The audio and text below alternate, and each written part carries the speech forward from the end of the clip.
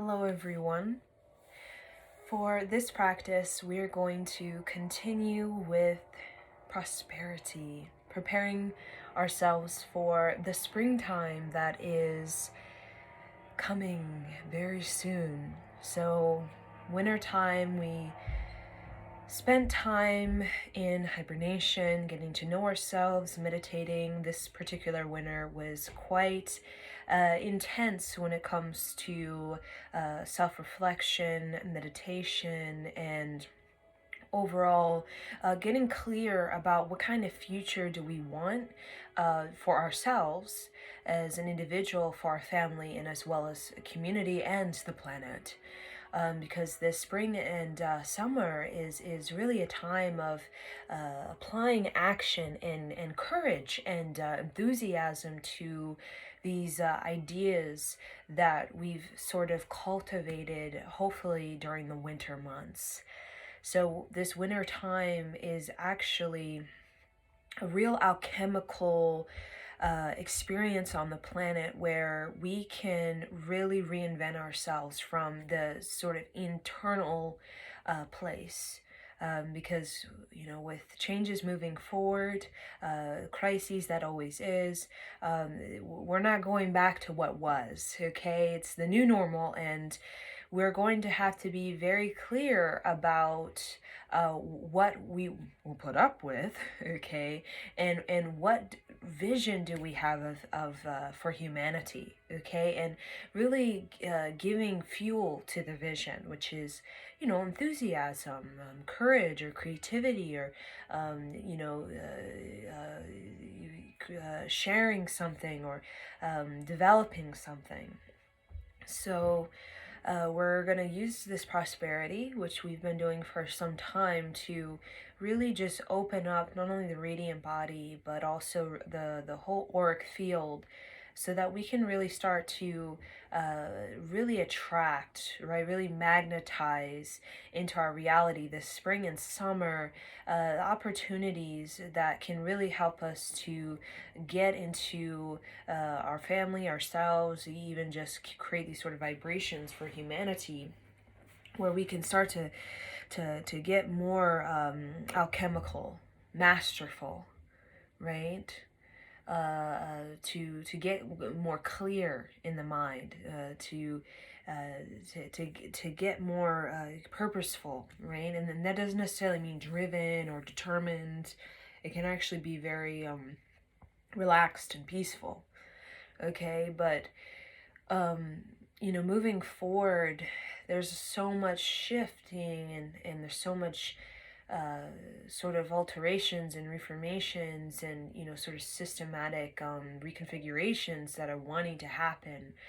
But a lot of it is going to remain in this the mind, right, until we get it into our body, right, until we get it into our navel center, right.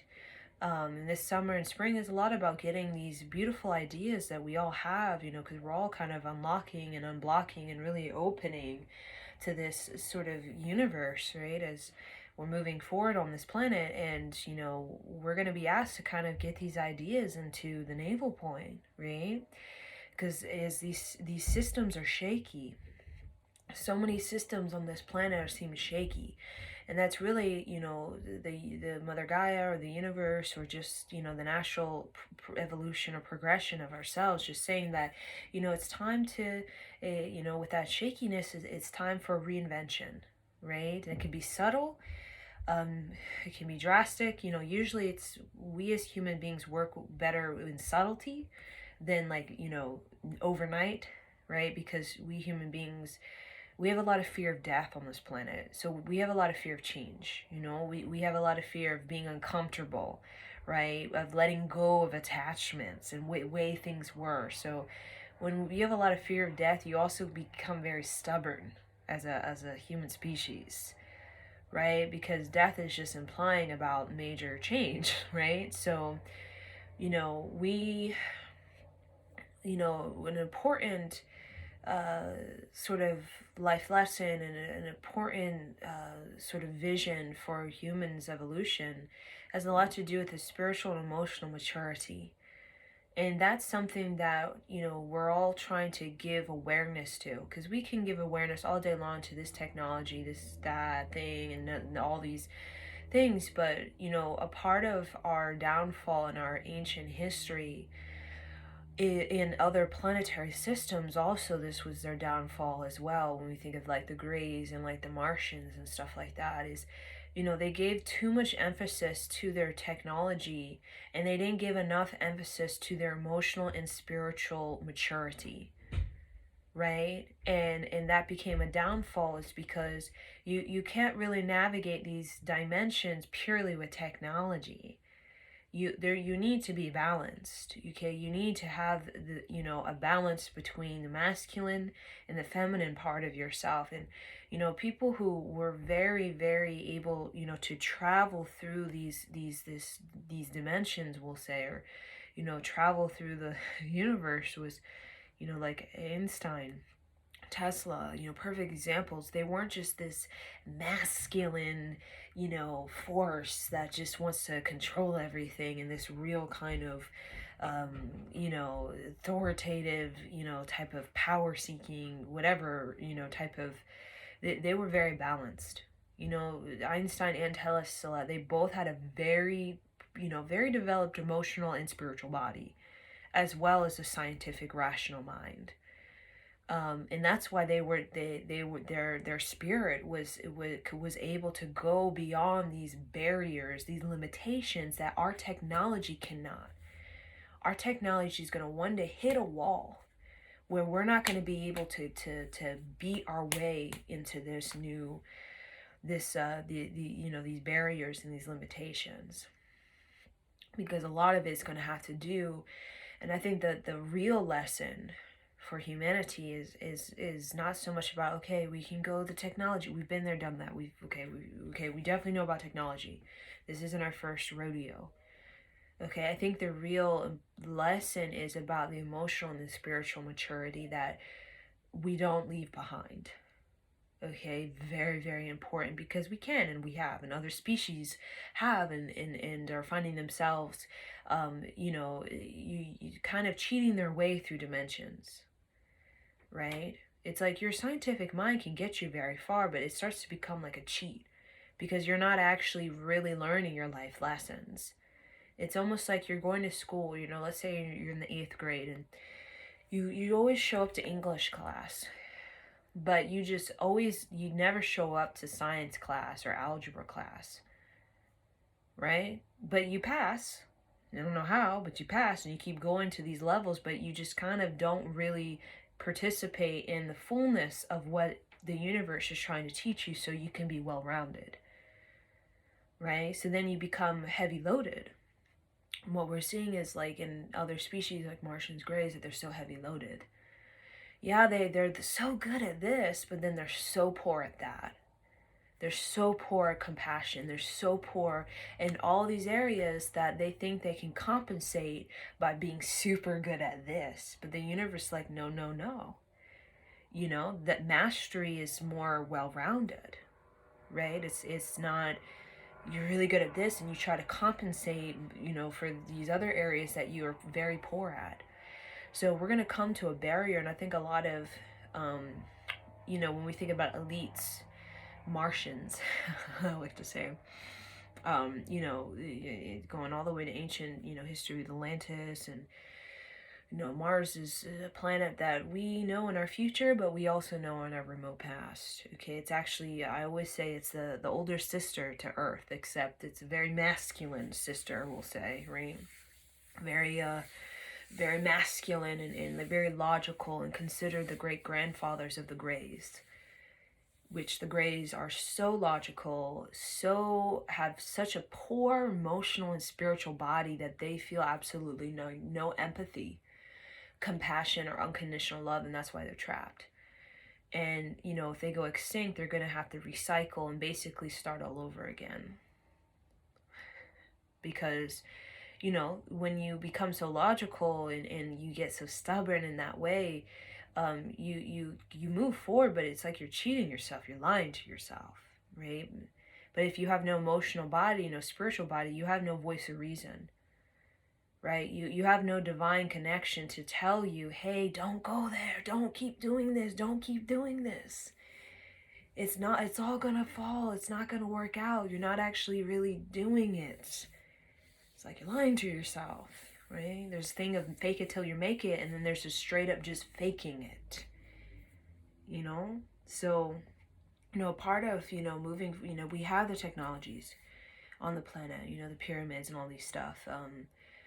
We'll definitely have more technology moving forward, but it's really about we want to not make the mistakes the Martians, the Greys made. A lot of the Greys, with the whole what do you call hybridization program, with trying to combine their DNA with human DNA to create hybrid children that can maybe,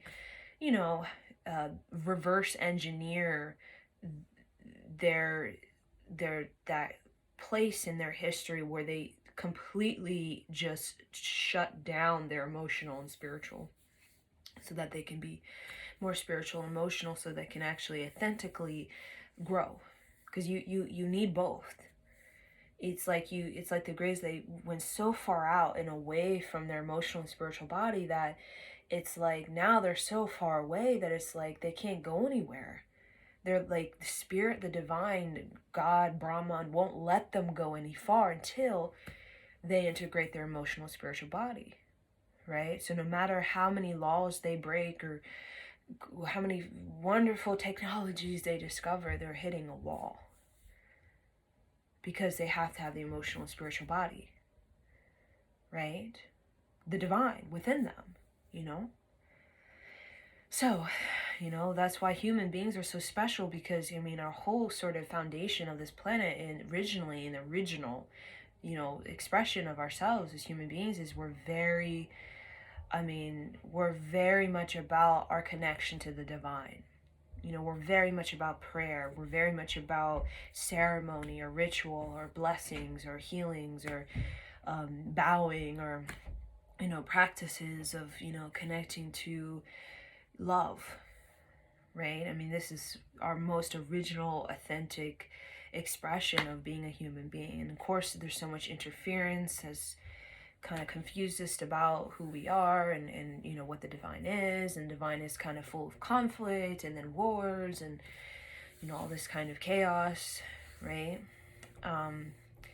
But now we're starting to learn our lessons and not get into that headspace where, these crusades or these genocides or, these things we've gotten ourselves into, out of, being really judgmental, right? Being so logical that we're so stubborn that we just, we trap ourselves, right? In these kind of karmas and samskaras that we can't move forward until we reconcile or heal or really make amends with ourselves, really, and with, these difficult lifetimes. So we as, human beings right now moving forward, there's a real emphasis, and that's why there's so many light workers here. 144,000 seems very small compared to 7.7 billion people. It's a very small number, but there's a lot of beings who have been to Egypt, ancient Egypt, pre-dynastic Egypt, Atlantis, Lemuria, who are very immortal beings who remember. Immortal is remember the knowledge within themselves. They remember the history of the earth. They remember even other advanced civilizations and other species of extraterrestrial and their downfalls and their great victories, and remember and are sharing this sort of wisdom so that we can actually get to a fifth dimension, because the third dimension is coming to a close. And a lot of beings know that. Beings, all across the universe know that's coming to a close. And what is so amazing about humanity is that we created our liberation. Because we originally, there's so much slavery, right, that we've had on this planet since the beginning, when the Anunnaki came in and created humans to replace the Anunnakis who didn't want to mine for gold, and then humans mine for gold, and then they rebel and all that kind of thing. And then we have the Greys coming in and that kind of slave type of thing, and all these Martian type of slave type of thing. And we've liberated ourselves through our own will, our divine will as human beings. We found it within ourselves to liberate ourselves, our family, and also to make this planet a free planet through our will, right? Not, we didn't really have help. We weren't really calling the Anunnaki to help us, or the Syrians, or the Greys, or the Martians or reptilians or whatever. We didn't really call upon them. We called upon ourselves. We called upon the ascended masters that are the guides, the guardians, and protectors of human beings, and also the overseers of justice throughout the universe. We called upon that. And we relied on each other as human beings to get through these many, many entrapping and enslaving periods of thousands of years that we had to walk through. And now we're in this position where we've pretty much freed our planet, but we still have that resistance. But we still have enough human beings that are very, masterful, right? That are warriors or protectors, guardians, these things, light workers, healers, ancient beings, old souls, whatever you want to call it, that, are helping to keep humanity and keep this planet in the grace of God, right? So that we're not getting into these chaos that these other species have experienced, and we're not getting into this, another period of slavery that leads to the same result, right? Which is basically chaos, right? So, we human beings, we are capable of greatness. And as Edgar Cayce, not Edgar Cayce, thinking Alan Watts, Edgar Cayce, Carl Sagan has said, humans are capable of greatness. We have come so far, thousands, millions of years, really. We've come so far, and that's why so many beings are looking at us humans, why there's so many extraterrestrial beings, watching, and because we are in a unique position as human beings where we have, the odds in many ways, not necessarily in our favor, with the slave stuff, and, we've had a lot of interference, but we still managed to keep close to God. And some species, they strayed, they strayed. They, like I said, the Greys separated from their emotional body, their spirituality, went total intellectual. Now they're so far away from their soul, basically, that they can't go anywhere. You can't go anywhere without the soul in the grace of God, really. Your technology can only get you to so many levels, but then you start to you start to realize nothing is really learned. It's not really able to get anywhere, right? It becomes dissatisfying, as we will find with our own technology. It will become dissatisfying if we don't have that emotional and spiritual integration with it, right? There's only so many virtual realities you can have before you start to feel like everything is just a fake. And you start to feel like it's just something ain't right. Something's not, this isn't really satisfying me, right? And it's that really call of that grace of God, that is emotional and spiritual side that really wants to express. It's the soul energy, right? That's how we're able to really get into these other dimensions, other realms, space, time. It's that soul energy. It's that internal Merkaba, that, the spirit, the mind, the body, right? And the technology cannot create an internal Merkaba. It can create external, such as a machine that, can try to replicate it, like the computers, and a reflection of the human brain, but it's not the same thing. The computer is intuitive, but it's not psychic. The computer, it doesn't have a soul, right? It's not psychic. It can't really, yes, it may have all the knowledge, but doesn't really have wisdom that comes through the emotional and spiritual maturity, because it doesn't have an emotional and spiritual maturity. Yeah, I can kind of compute and create sort of, it's projections or predictions, but it can't really alchemize, right? It can't really alchemize in a way of getting humanity into a new dimension, because that has to be an internal shift. I could tell you all day, this is the fifth dimension, it's spherical, it's masculine and feminine. I could tell you about civilizations that are, 5D consciousness, but if you don't have that internal shift in the vibrational resonance of you, it doesn't matter what I say. It's gonna go into you, and your mind's gonna be like, yeah, but you're not gonna be able to really get yourself into the resonance unless you make that resonance shift in your own, practice with the mind, body, spirit, right? So we're all going to kind of realize that moving forward. So I want to dedicate this sort of prosperity practice to the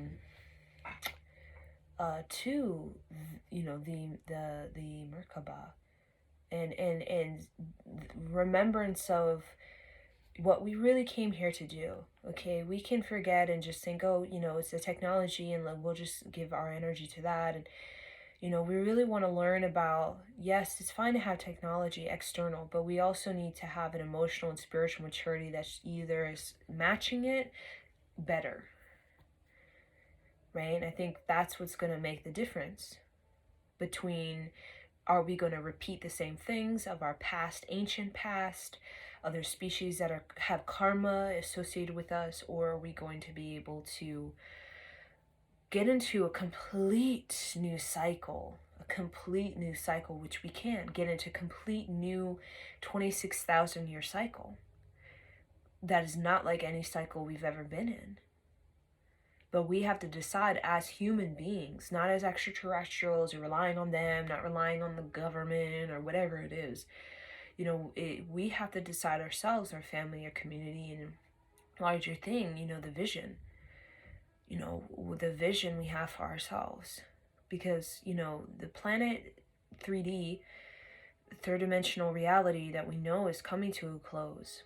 And that's why there's so many projections of extinction, natural disasters, and everything is, homeless people, and then economic collapses, and, that's the 3D that we know is coming to a head, is coming to a close, and we're going to be forced eventually to either get into the 5D, or just kind of drop off with the 3D, because the 3D is the concepts and karmas of that is reaching a head. We can't continue to do that anymore. It's coming to a head. It's like, it's okay, no more, okay? So, people are either going to have to kind of stay in that karma and the concepts of this third dimensional reality and associated with the momentum that we've had, or to completely alchemize, reinvent, redecide, and kind of quantum leap into a fifth dimensional concepts and karmas that are basically the higher octave of where we've been in our past. And in this fifth dimensional kind of concepts and karma is very different history, third dimensional wise. History in the 5D is very different from history through the third dimensional patriarchal lens. Is very different. In the future, in this higher resonance, 5D resonance is very different from the third dimensional resonance, patriarchal, past, present equals future, right? When we go to the resonance of the fifth dimensional concepts and karmas, which are associated with ascended masters and associated with healers, sages, shamans, teachers, all these type of more masterful beings that can open dimensions and, metaphysical spirituality, real wisdom. The past is very different, okay, than the third dimensional view of past. And the present is going to be very different for those people. right? The way that we view, it's like your reality is basically what you see it as. And everybody, that's why, some people can be born in the same household and still have a very different view of the reality they're in. They can have 4 brothers, and all the 3 brothers have the same view of the reality they're in, but then one brother has a completely different view of the reality they're in. It's because of the internal shift. It's a conscious choice that happens internally, and the way you relate to yourself that makes the difference in what you see in your reality. So it's very different. And I think we're seeing these 2 worlds. It's almost like we're seeing this future of extinction. Like if you look on Netflix, there's like a show called Europia. I haven't watched it. It's like something about the future, and there's these Martian warring clans or tribes that just want power and are seeking this technology because they're obsessed with their own glory and power, and they fight each other like gladiators because they're bored, right? And it's like a total patriarchal situation. And then right beside it, you see another type of movie, and it's about the future is like a complete new paradigm, and we're going into an age of a golden age. It's like, whoa, why are this? Right? But vast majority, you see most of 3rd dimensional point of view when it comes to our future, which is usually extinction, zombies, conflicts in the future, some natural disasters future, people being sterile, we're polluted, and there's so much chemicals in the body, and all these kinds of projections. And I think the greatest mastery for us as human beings, and this is really important because this is big time deal, and a lot of people come here just to see if they can make this happen. Just to see, can I make this happen? Is it possible? If I can at least kind of move in this way, wow, this is like complete, gonna be complete gold star to your Sachic record and your spiritual resume. Because we're more than just this lifetime, it's gonna be a huge gold star. We talk, what do you call it? Gold, platinum, double platinum, or something like that. It's double platinum, type of star to your spiritual resume, right? If you can be able to not get caught up in the distraction of extinction and yes, the natural disaster and whatever that stuff is. So much stuff that's just playing out and playing here and playing there. But to get to a place within yourself where you can kind of dial your reality into this more 5th dimensional concepts and karma, right? Through liberating yourself. And then be able to kind of uphold that vision for the 3rd dimensional, which is coming to an end, a closing, a collapse, whatever you want to call it, for that kind of, to kind of be absorbed into the Merkaba of the 5th dimensional concepts and karma. And so it's almost like we're trying to absorb the 5th dimensional, our 3rd dimensional kind of whatever stuff that's going on. We want to absorb it into the 5th dimensional internal Merkaba that we're creating. Right? When we're in a 3rd dimensional kind of, our Merkaba is not really turned on. That's how you know the difference. People who have a real internal Merkaba are usually really upholding a 5th dimensional karma or resonance concepts. Such as when you're in a 5D, that your Merkaba is on when you're in a 5th dimensional karma.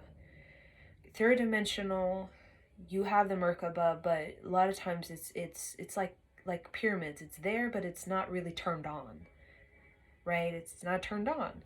The key to turning on is that kind of 5th dimensional karma that we create through practice, right? And you'll know because the 5th dimensional concepts are very different from 3rd dimensional linear type of concepts where a lot of things are separated and divided and these type of things, and we're really at the rock bottom when it comes to consciousness, right?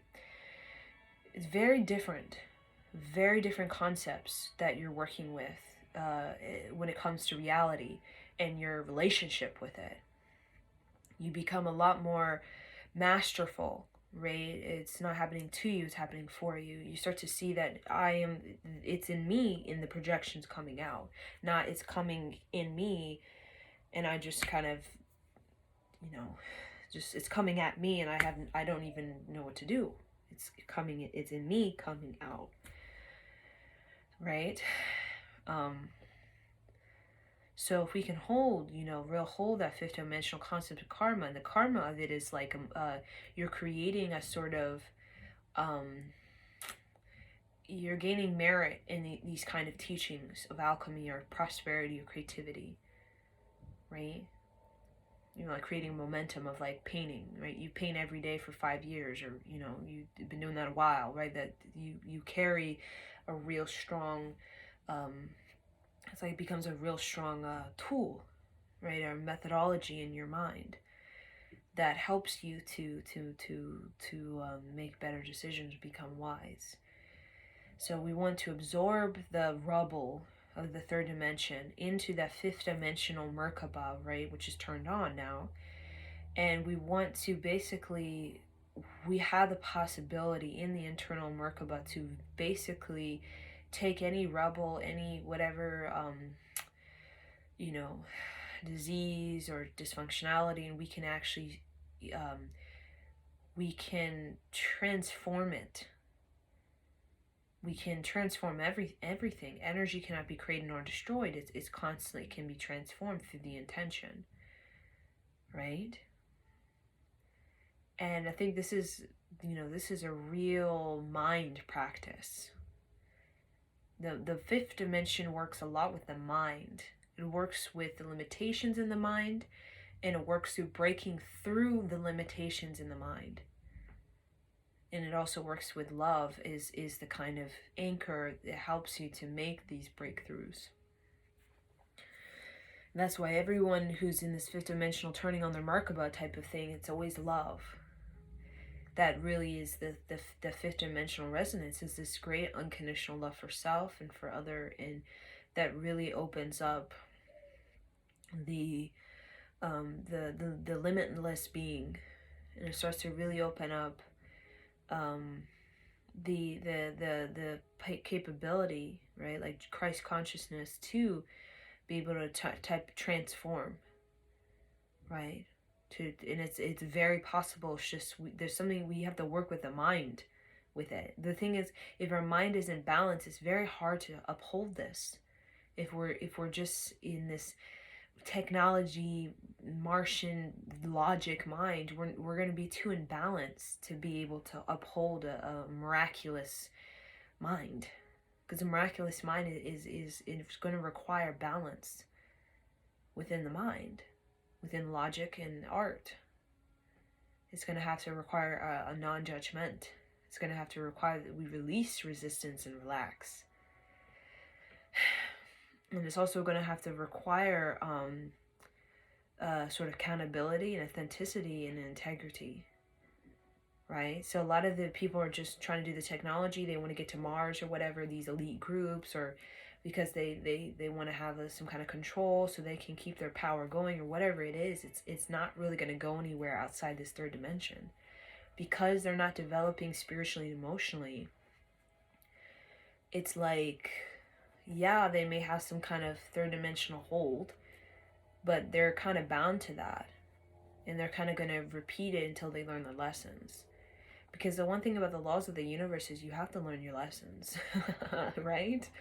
They will just keep repeating, and you're basically gonna, it's not gonna really get anywhere. So you may think that you're getting somewhere, but it's really not getting anywhere.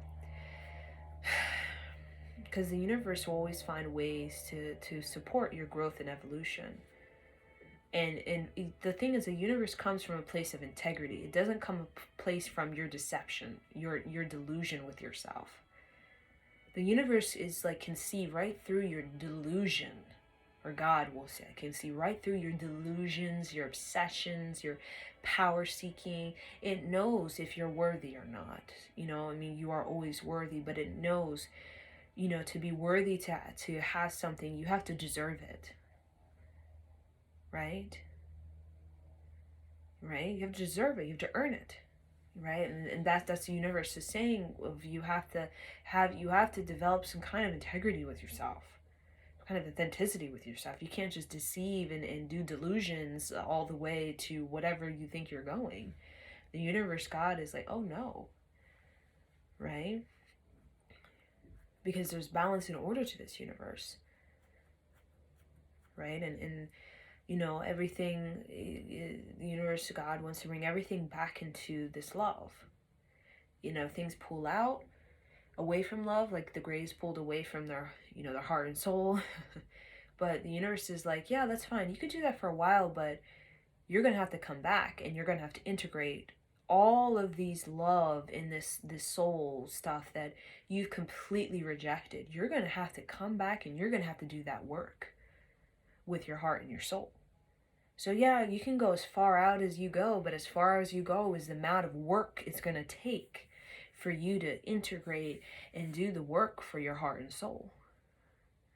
So don't forget that. So it's you might as well, do the soul work, the heart work, and the mind work together while you're moving forward. Because once you get yourself all this splitness, it becomes so much more difficult. You're working on your mind. You have this big mind. And then you got this little body, and your heart's like this little big, and then your soul is like who knows where. Right? It's actually a lot more difficult to go back once your head is so big, to go back and try to get the heart open and there's some species like the grays, they can't, because it's just they've gotten so far out of control. It's like they can't, right? They can't do it physically themselves, so that's why they have to create hybrids, because they're too far gone. In order for them, they would have to die. Their physical gray little body would have to die, and their soul would have to go into another body that is human/gray or something like that has some kind of emotion. But because they've created all this karma with themselves, it's going to be still very difficult to get into that emotions, right? So it's like the universe, God is like, yeah, you can play all kinds of games with yourself and you can get into division and separation, and you can get away from your soul and run away, and you have fun, do you, right? Get in these wars, do this whatever stuff. But don't forget, you're gonna have to come back, and when you come back, you're gonna have to harmonize all that. And if it's a lie, you're gonna have to harmonize all this. That's gonna take so long. And if you don't harmonize all of that, it's like you're just gonna be in this kind of you're gonna be you're gonna be constantly in this imbalance, right?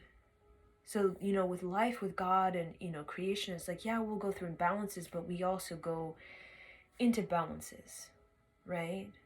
It's fine to be in imbalances, but we're always trying to get into these balances, right? So, we're always trying to reconcile, right? We can stray very far from ourselves, but we also,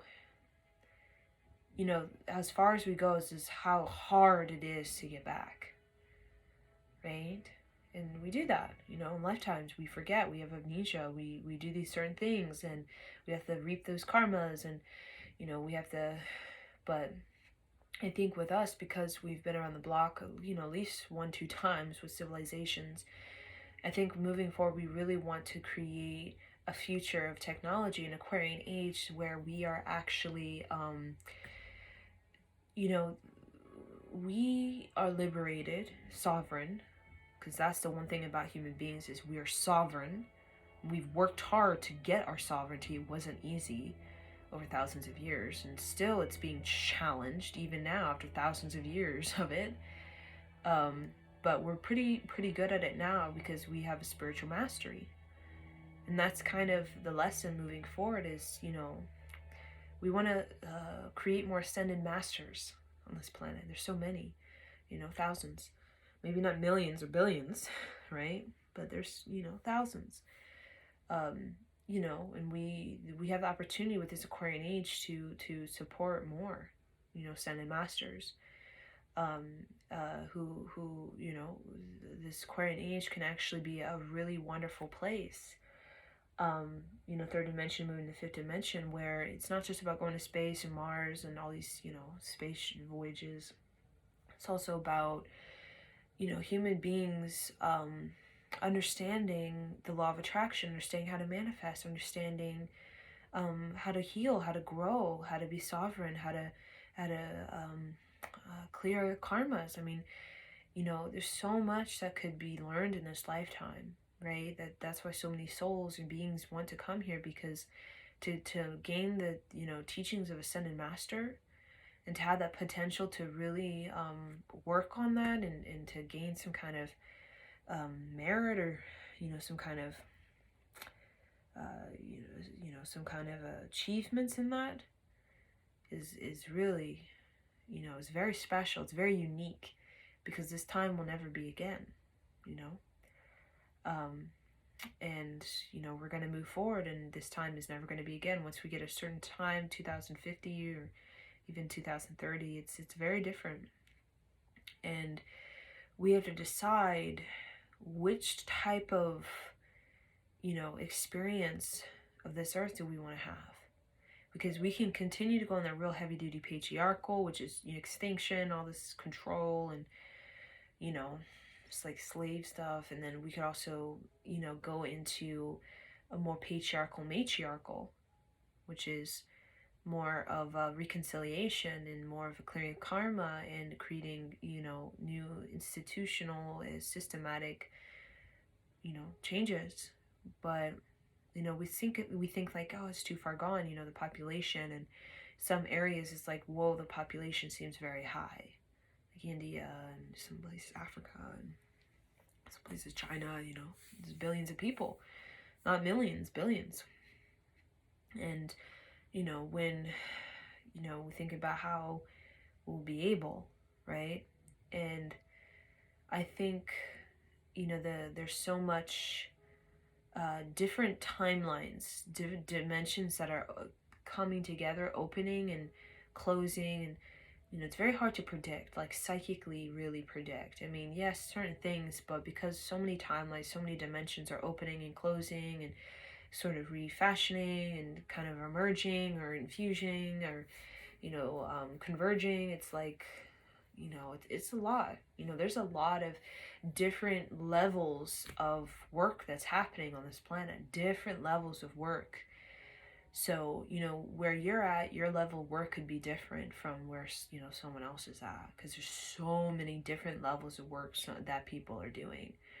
And, if you're watching this, you're maybe on a level where you're starting to work on the 5D concept of karma, which is very different from this more third dimensional kind of like India, right?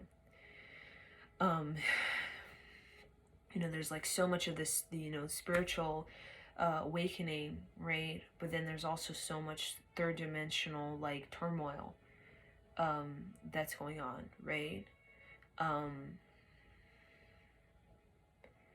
As some places, the third dimensional reality are coming to a close a lot faster than the other areas. Like sometimes I think of North European countries or regions, right, where it's like, whoa, like they're totally in fifth dimensional concepts and karma. Like, look at these, this like renewable energy. It's like they have small cars, electric cars, solar paneled energy, and wind energy, or all kinds of different types of revenues of energy. And it's like, wow, they've made that leap, not just within the mind and the self, but also systematically. And you're seeing, places in the U.S. and doing that, but it's subtle, right? It's subtle.